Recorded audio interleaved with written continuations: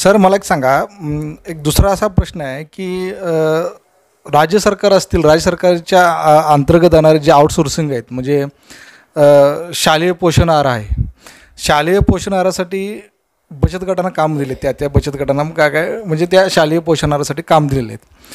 आता शाळा बंद आहेत, अशामुळं त्या ज्या त्या पोषण आहारावरती त्या किंवा त्या पूर्ण प्रक्रियेवरती ज्या अवलंबून असणाऱ्या ज्या महिला आहेत बचत गटाच्या माध्यमातून, तर त्या महिलांची उपासमारीची वेळ आहे. कारण का त्या महिला घरकाम करणार आहेत, बचत गटातून 4 पैसे त्यांचे म्हणजे काही विधवा आहेत किंवा बेरोजगार अशा महिलांना ते काम मिळत होतं. पण आता अशा परिस्थितीमध्ये राज्य सरकार, महाराष्ट्र असून दे किंवा महाराष्ट्राच्या बाहेरचं जे दुसरे राज्य असून दे, तर त्या महिलांसाठी कुठं आपल्याला रिलीफ मिळताना दिसत नाही आहे. कारण त्या महिलांचं एक फेब्रुवारीमध्ये नोटिफिकेशन आलेलं राज्य सरकारचं की त्या आउटसोर्सिंग केलं, त्याच्यामध्ये त्या बचत गटाने मिळणारं काम जे आहे ते सुद्धा दुसऱ्या एका कंपनीला देण्याचं राज्य सरकारनं घातलेलं आहे.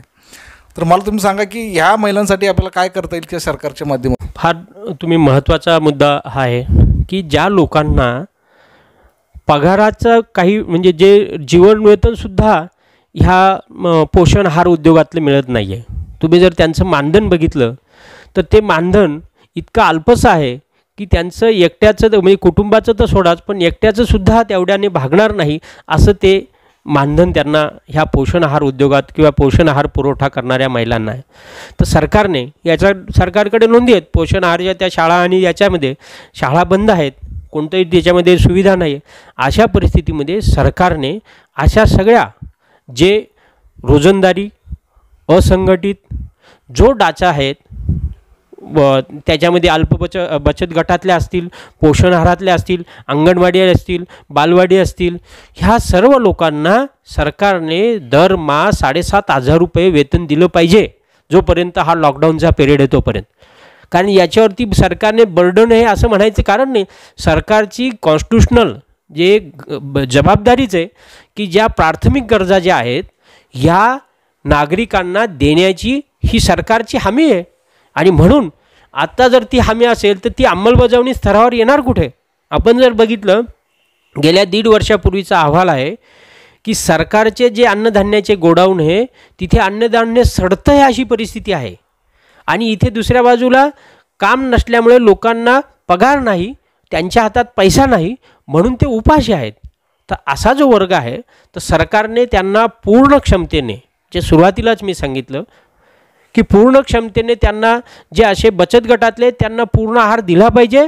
आणि 7,500 रुपये दर महिन्याला अशा महिलांना ज्या विधवा आहेत, पोषण आहारमध्ये उद्योग काम करतायत किंवा बचत गटामध्ये काम करतायत, कारण बचत गटाचं पण सगळं काम बंद आहे, त्यांनाही दररोज ते विकून बनवून जे आहेत, जसं पापड उद्योगातलं तुम्हाला लज्जत पापडचं माहिती आहे, म्हणजे हजारो शेकडो महिला काम करतात.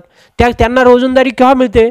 जेव्हा त्या पापड तयार करून दररोज तिथे देतात तेव्हा त्यांना काम त्याचे पैसे मिळतात. आज ते ठप्प आहे सगळं.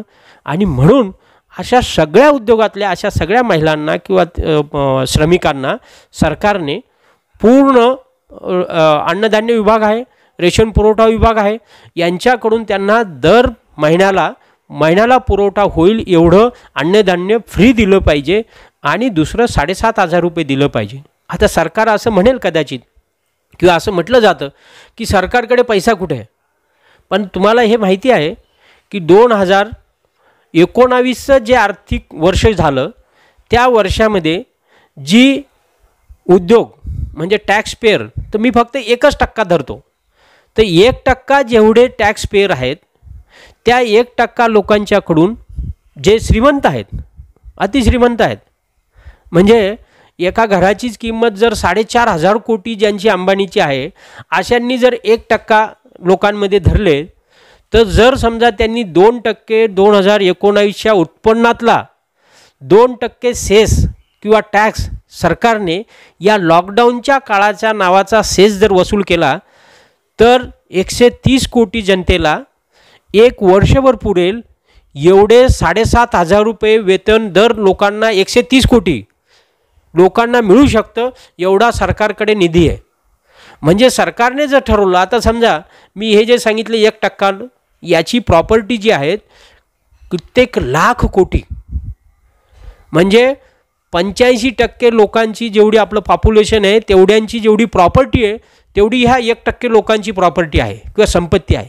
त्यामुळे त्यांच्या संपत्तीतून जर 2% टॅक्स याच्यासाठी वसूल केला तर भरलेल्या एखाद्या घागरीतून 1 ग्लास घेणं आणि एखाद्या विहिरीतून भरलेल्या विहिरीतून किंवा समुद्रातून 1 ग्लास घेणं हा जो परिणाम आहे एवढा होईल. त्यामुळे उद्योगपतींच्या उत्पन्नातून जर समजा 2% टॅक्स गेला तर सुमारे 1 बिलियन करोड्स लाख हा त्याच्यातनं जमा होईल आणि 1 वर्षभर तरी ह्या कामगारांना किंवा 130 कोटीला 7,500 रुपये दर महिना देऊ शकतो एवढा तो प्रॉपर्टी. त्यामुळे सरकारला त्याच्यामध्ये काही नुकसान असण्याचं कारण नाही आणि कुणालाही नाही. म्हणजे सोर्सेस आहेत, इन्कम आहेत, म्हणजे पैसे नाहीत असं म्हणण्याचं काहीच कारण नाही. म्हणून हे सहजपणे शक्य आहे. सरकारने याच्यासाठी तातडीने काय असेंब्लीची गरज नाही, काही नाही, कारण कायदा आहे अन्न सुरक्षा कायदा. आणि पुन्हा तुम्हाला माहिती असेल की महात्मा गांधी रोजगार हमी योजना जी आहे मनरेगा याच्यामार्फत या लोकांना तुम्ही वेतन देऊ शकतात. त्यामुळे असं कोणतंही त्याच्यामध्ये हे कारण नाही की देता येत नाही. ते सुद्धा जवळपास 600 रुपये होता महिन्याला. जर त्यांना 22 दिवस काम दिले 204 रुपयाचा दर आहे आता, तर ते 6,000 होता. तर सरासरी मी 7,500 रुपये हा माणसाला लागणारं जे आहे या वेतनाचे. आणि म्हणून आपण जर बघितलं या योगाने तुम्ही विषय काढला म्हणून सांगतो की सरकारने 2019ला मध्यवर्ती सरकारने किंवा केंद्र सरकारने इंडियन वेज कोड बिल 2019 असं 26 ऑक्टोबर 2019ला मंजूर केलेलं आहे. म्हणजे 1 नेशन 1 वेज हे जर धरलेलं आहे आणि त्याची 1 नेशन 1 वेजनुसार 1,800 रुपये हे किमान वेतन तिथलं दिलं पाहिजे. तर 18,000 रुपये दर महिन्याला दिलं पाहिजे. तर मी फक्त 7,500 रुपये म्हणतो आहे. तर जर उलट त्या वेज कोड बिलच्या नुसार तर 18,000 रुपये कामगाराला कुटुंबाला मिळायला पाहिजे असा तो अधिकार आहे. त्यामुळे हे सगळे जे अधिकार आहेत हे सरकारला याच्यासाठी फक्त अंमलबजावणीच्या स्तरावरती GR काढून ही अंमलबजावणी करायची आहे. किंवा ती जी कार्यप्रणाली आहेत ते आज तुम्ही जर बघितलं तर उलट तुम्ही तो मुद्दा पण आपण नोंद करायला पाहिजे. सरकारी कामगारांच्या किंवा सरकारकडे यंत्रणाच नाही आहे. म्हणजे जर आपण बघितलं आरोग्याची बघितले तर डॉक्टर पुरेसे नाहीत, सेवक पुरेसे नाहीत. तसंच महानगरपालिकेमध्ये आपण बघितलं शिक्षक पुरेसे नाहीत, आरोग्याची सुविधा पुरेशी नाही. म्हणजे ह्या संधीचा जर आपण बघितला तर यासाठी लोक तयार आहेत, लोक अर्ज करतात, त्यांच्याकडे वर्षानुवर्ष काम करणारे आरोग्य क्षेत्रामध्ये. आता नर्सेस वर्षानुवर्ष कंत्राटी 20-20 वर्ष कंत्राटी त्यांच्याकडे काम करत आहेत आणि आपण फक्त 4 दिवस त्यांचं स्वागत करतो आणि फुलं किंवा टाळ्यांच्या गजरांनी, परंतु ते वर्षानुवर्ष सेवा करतायत. तर सरकारने अशा आरोग्य क्षेत्रातल्या आणि लॉकडाऊनच्या काळासाठी एक वेतन आयोग जो यांच्यासाठी कमिशन नेमलं पाहिजे आणि यांच्या सेवा शर्ती आणि त्यांना द्यावा लागणारे काही स्कीम्स जसे आपण म्हणतो प्लॅनिंग कमिशनमध्ये. तर तसे आता सरकारी संख्या अमेरिकेमध्ये सरकारी कामगारांची संख्या लाखाला 1,000 आहे. आपल्याकडे ते प्रमाण आहे 250 ते 300. म्हणजे एका 1 लाख संख्येला आपण जर समजा त्यांच्या प्रमाणात जर भरले तर आज आपण ह्या लोकांना एवढी नोकरी देऊ शकतो. तर अंमलबजावणीचं कामच संपचेल ना. म्हणजे आज आपल्याला केरळमधून नर्सेस मागवावे लागतात किंवा अजून दुसऱ्या राज्यातून. हे प्रत्येक राज्याने जर असं ठरवलं की यासाठी आपल्याकडे इन्फ्रास्ट्रक्चर पाहिजे तर दीर्घ स्वरूपातला विचार करून ते शिक्षण असेल, आरोग्य असेल, उद्योग असेल, तर यासाठी सरकारने अंमलबजावणी स्तरासाठी ही यंत्रणा निर्माण केली पाहिजे. हा ह्या लॉकडाऊनचा सुद्धा आपण संधी म्हणून त्याच्याकडे बघितलं पाहिजे. नाहीतर सरकारी निर्णय फक्त कागदावरती राहतील आणि माणसं उपाशी मरतील. तर अशा अंमलबजावणीच्या काळामध्ये आपण जर बघतो की बघा ना लोक शेकडो मैल पायपीट करतायत. कशासाठी? त्यांना त्याच्यात आनंद वाटतोय? अजिबात नाही. दुःख सहन करतात, भीती. आणि यासाठी जर सरकारने हा निर्णय केलाच पाहिजे की असे जे कोणी कामगार आहेत जे कोणी, कारण का लोक जात आहेत त्यांना पुरेशी जेवणाची सुविधा नाही, त्यांना राहण्याची नाही. तुम्ही शेल्टर उभारलेत तिथे ना पाण्याची व्यवस्था, ना आंघोळीच्या सुविधा, ना काहीच नाही.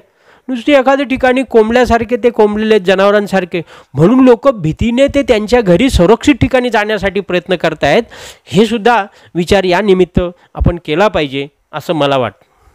एक मुद्दा ह्या कामगार क्षेत्रासाठीचा आपण विचार केला पाहिजे की एका बाजूला आपण कामगारांचं जे उद्योग क्षेत्रातलं योगदान आणि एकूण विकासातलं योगदान हे जेव्हा विचारात घेतो, लॉकडाऊन चालू असताना काही राज्य सरकारांनी विशेषत्वाने गुजरात, उत्तर प्रदेश, मध्य प्रदेश, बिहार आणि कर्नाटक या राज्यांनी जे गेल्या वर्षानुवर्ष लढाया करून त्याग करून त्यांनी जे कामगार हक्क मिळवले होते, ज्याचं कायद्यात रूपांतर झालं होतं, असे कामगार कायदे कोणाच्याही उद्योगांची मागणी नव्हती किंवा उद्योगाकडून मागणी नव्हती की स्थगित करावी, परंतु ह्या उद्योगपतींच्या धार्जिण्या किंवा उद्योगांचं सरकार असणाऱ्या ह्या राज्य सरकारांनी 3 वर्षासाठी जे मूलभूत त्यांचे अधिकार आहेत, म्हणजे पेमेंट ऑफ पगाराचा कायदा, मिनिमम वेजेसचा कायदा, इक्वल रिमरेशनचा कायदा, कामाच्या वेळ आणि साप्ताहिक सुट्या वगैरे वगैरे अशा सगळ्या कायद्या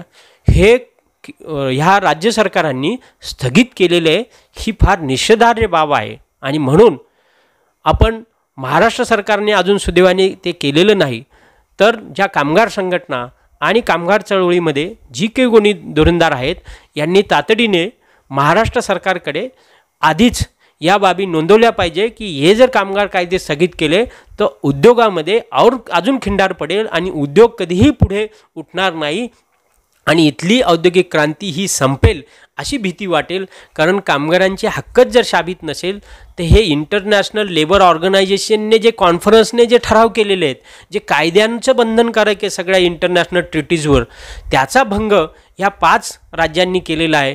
आणि तो करू नये असं आपण राज्य सरकारकडे याची नोंद, जे महाराष्ट्र सरकारचे कामगार मंत्री आहेत वळसे पाटील यांच्याकडेही आपण याची दाद मागितली पाहिजे. आणि जे मुख्यमंत्री उद्धवजी ठाकरे हे जे वेळोवेळी या कामगारांच्यासाठी जे उत्तम निर्णय जाहीर करतायत त्याची अंमलबजावणी करावी, तसंच त्यांच्यापर्यंतसुद्धा हा आवाज गेला पाहिजे की कामगारातले कामगार कायदे जे आहेत हे स्थगित करू नये, नाही तर उद्योगाला आणि इथल्या जो काही महाराष्ट्राचा जो उद्योग आहेत हा बंद पडेल जर आपण ह्या कामगारांचे हक्क आणि हे साबित केले नाही. तर हे सुद्धा विचारात घेतलं पाहिजे असं मला वाटतं. आणि म्हणून जो इंटरस्टेट मायग्रंट एम्प्लॉई आहे यांना सुद्धा यामध्ये आपण विश्वासात घेतलं पाहिजे. कारण आपण बघितलं काही राजकीय नेते स्टंटबाजी करायला लागले, जशी काही खाजगीच मालता आहे त्यांची की कामगारांना आम्ही येऊ देणार नाही, कामगारांना आम्ही सोडणार नाही, कामगारांना आमची परवानगी लागेल. हे जर सगळं बघितलं तर ही काही कुणाची, कारण आपण बघितलं फंडामेंटल राईट आहे देशभरात, तो कुठेही काम करू शकतो, कुठेही जाऊ शकतो, त्याला कुणाच्या परवानगीची गरज नाही आहे.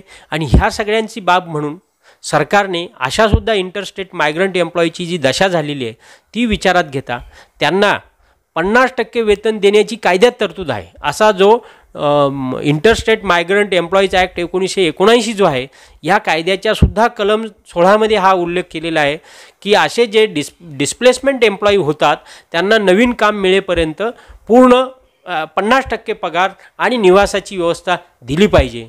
आणि IT सेक्शनच्यासुद्धा जो इन्फॉर्मेशन टेक्नॉलॉजीचे जे काही आपल्या पुणे आणि परिसरामध्ये किंवा महाराष्ट्रामध्ये जवळपास 1,500 युनिट आहेत, तर यांनीसुद्धा ह्या कामगारांना या काळामध्ये कुठलेही कमी करू नये, त्यांचे राजीनामे घेऊ नये, त्यांना उलट 100% वेतन मिळेल ही त्याच्यामध्ये तरतूद आहे. आणि जोपर्यंत त्यांना दुसरं काम मिळत नाही तोपर्यंत त्यांना पगार देणं हे IT सेक्शनच्या याच्यावरसुद्धा हे बंधनकारक आहेत. आणि म्हणून सरकारने, राज्य सरकारने, महाराष्ट्र सरकारने कामगार कायदे स्थगित करण्याबद्दल कोणताही निर्णय करू नये अशी आमची जाहीर मागणी आहे. मस्के सर, धन्यवाद. खूप विस्तृत अशा स्वरूपाचे सरांनी विश्लेषण केलेलं आहे.